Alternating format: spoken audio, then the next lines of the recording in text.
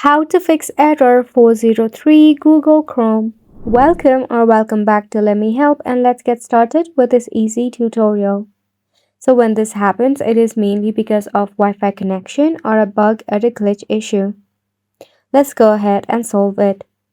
First and foremost, you need to drop down your notification center.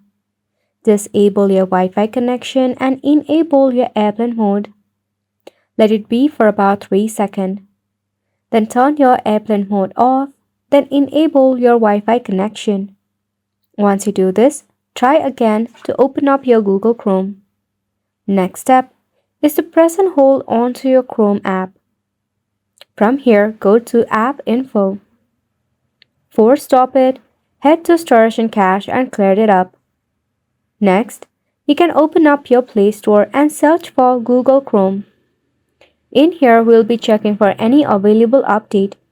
If there is any, leave it for an update. If not, uninstall the version, then reinstall it later. Lastly, open up your settings, head to Apps, go to All Apps, search for Chrome. Tap on it, force stop it, then head to Storage and Cache and clear it up. While you are in your setting, head back and look at the option of System Update.